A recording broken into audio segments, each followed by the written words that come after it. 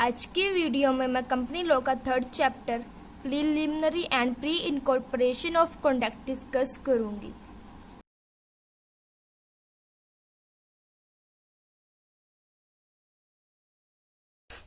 तो यहाँ पर फर्स्ट क्वेश्चन पर आते हैं। फर्स्ट क्वेश्चन है preliminary conduct. Preliminary conduct basically वो कॉन्डक्ट होते हैं जो कंपनी के प्रमोटर्स के द्वारा कंपनी के बिहाफ पर किए जाते हैं। फॉर एग्जाम्पल 25 जून को कंपनी को इनकॉर्पोरेट करने का माइंड एक प्रमोटर्स के माइंड में है। वो कंपनी जाकर 25 जुलाई को इनकॉर्पोरेट हो जाती है। तो 25 जून से लेकर 25 जुलाई तक जो भी कॉन्डक्ट किए जाएंगे वो प्रीलिमिनरी कॉन्डक्ट कहे जाएंगे। जो कॉन्डक्ट प्रमोटर्स के द्वारा किए जाएंगे कंपनी के बिहाफ पर।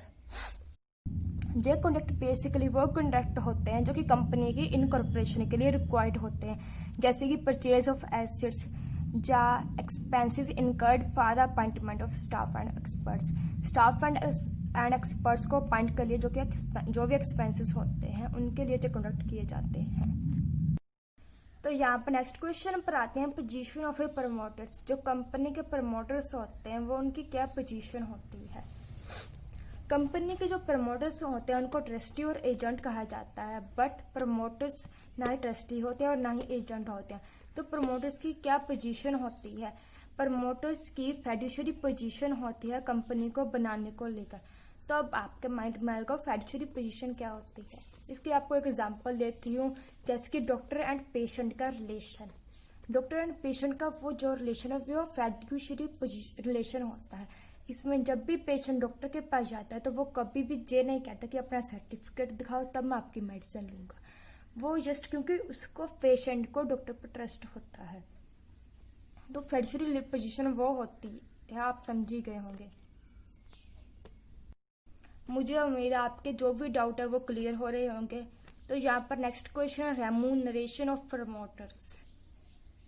कंपनी के जो प्रमोटर्स होते हैं उन्होंने कंपनी को जो भी सर्विसेज दी होती हैं कंपनी की इनकॉर्पोरेशन से पहले, उनके लिए प्रमोटर्स को रेम्यूनरेशन लेने का हक नहीं होता अगर उनके बीच कोई कंडक्ट ना हुआ हो। अगर उनके बीच कंडक्ट हुआ हो तो उनको रेम्यूनरेशन मिलता है। I explain again. अगर प्रमोटर्स के बीच कॉन्टैक्ट हुआ हो रेम्यूनरेशन को लेकर तो उनको कॉन्टैक्ट के जरिए रेम्यूनरेशन मिलता है। अगर वो कॉन्टैक्ट ना हो तो उनको रेम्यूनरेशन नहीं मिलता है। जो कंपनी को जो प्रमोटर्स को रेम्यूनरेशन दिया होता है वो कैश में भी हो सकता है, शेयर्स में भी हो सकता है, डिवेंचर्स में भी हो सकता है। कंपनी के साथ किसी भी कॉन्ट्रैक्ट की गैर मौजूदगी में जो प्रमोटर्स ने कंपनी को सर्विसेज दी हो वो कंपनी की इनकॉर्पोरेशन के बाद कोई भी क्लेम नहीं कर सकते रेम्यूनरेशन की रिकवरी के लिए एंड प्रीलिमिनरी एक्सपेंसेस की रिकवरी के लिए। नेक्स्ट क्वेश्चन पर आते हैं, who are promoters of company. Promoters कौन होते हैं। तो ये हमने पहले भी डिस्कस किया है कि कंपनी के बिहाफ पर जो प्रीलिमिनरी कॉन्डक्ट किए जाते हैं वो प्रमोटर्स के द्वारा किए जाते हैं। बट ये प्रमोटर्स होते कौन है, तो अब हम इनको डिस्कस करते हैं। प्रमोटर वो पर्सन होता है जो कि किसी भी कंपनी को स्टार्ट करने का आइडिया देता है। एक प्रमोटर जो कि किसी भी पर्टिकुलर बिजनेस को सेटअप करने के लिए आइडिया देता है तो वो वायरस फॉर्मेलिटीज जो कि कंपनी की रजिस्ट्रेशन एंड इनकॉर्पोरेशन के लिए रिक्वायर्ड होती है, प्रमोटर्स वो सारी फॉर्मेलिटीज परफॉर्म करता है। तो नेक्स्ट, प्रमोटर्स कौन कौन हो सकता है। एक प्रमोटर्स एक इंडिविजुअली हो सकता है, एक फर्म भी हो सकती है, एक एसोसिएशन भी हो सकती है और एक कंपनी भी हो सकती है। तो आपका क्वेश्चन होगा जो कि एक प्रोफेशनल पर्सन्स होते हैं जैसे कि अकाउंटेंट, ऑडिटर्स जो कि सलाह देते हैं वो भी क्या प्रमोटर्स होते हैं। नहीं, जो कौंसल्स या फिर अकाउंटेंट जो कि प्रोफेशनल पीपल होते हैं वो प्रमोटर्स नहीं होते। तो आई होप आपको जो भी प्रमोटर्स के रिलेटेड डाउट होगा वो क्लियर हो गया होगा।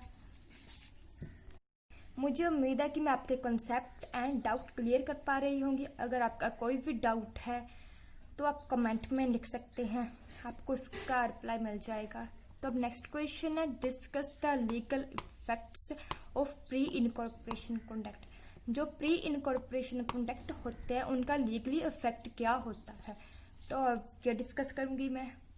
फर्स्ट आपको ये तो समझा गया हो गया कि प्रीलिमिनरी कॉन्ट्रैक्ट क्या होते हैं। तो अब ये समझते हैं कि इनका लीगल इफेक्ट क्या होता है कि जब कंपनी इनकॉर्पोरेट हो जाती है तो उन इनकॉर्पोरेशन के बाद इन कॉन्ट्रैक्ट्स का क्या होता है। जो प्रीलिमिनरी कॉन्ट्रैक्ट जो कि कंपनी के इनकॉर्पोरेशन से पहले होते हैं, इन कॉन्ट्रैक्ट को कंपनी इनकॉर्पोरेशन से बाद कैसे ट्रीट करती है। तो फर्स्टली मैं ये कहूँगी कि जो प्रीलिमिनरी कॉन्ट्रैक्ट होते हैं जो कंपनी के किसी तरह भी बाइंड नहीं करते कि कंपनी इनके लिए लाइबल है।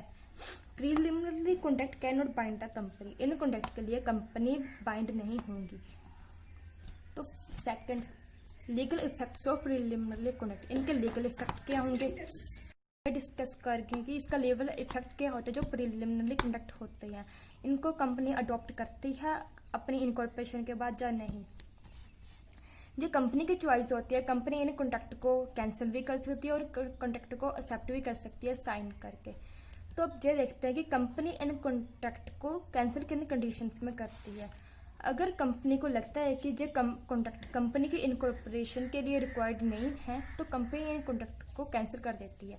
सेकंड केस में अगर कंपनी को लगता है कि जब इस कॉन्ट्रैक्ट में जो कि प्रमोटर्स ने कंपनी के बिहाफ पर किया है, इन कॉन्ट्रैक्ट में उन्होंने कोई सीक्रेट प्रॉफिट लिया है, सीक्रेट प्रॉफिट कमाया जो कि उन्होंने उनके साथ शेयर नहीं किया है, तो इस कंडीशन में कंपनी इन कॉन्ट्रैक्ट को कैंसिल कर सकती है। तो अब अब कंपनी की चॉइस होती है कंपनी कॉन्ट्रैक्ट को कैंसिल करे या फिर एक्सेप्ट करे।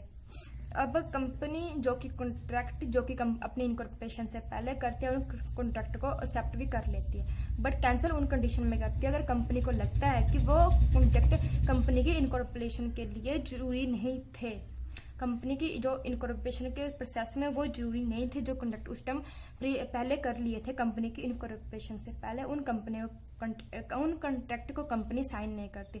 बाकी कॉन्ट्रैक्ट जो कि कंपनी की रिक्वायरमेंट के लिए होते हैं उन कॉन्ट्रैक्ट को कंपनी साइन कर लेती है, बट जो कंपनी की चॉइस होती है जो कि कंपनी कॉन्ट्रैक्ट को साइन करे, क्योंकि कंपनी बाइंड नहीं होती उन कॉन्ट्रैक्ट के लिए जो कि कंपनी की इनकॉर्पोरेशन से पहले किए जाते हैं। तो मुझे उम्मीद है कि आपको ये सब समझ में आ रहा होगा।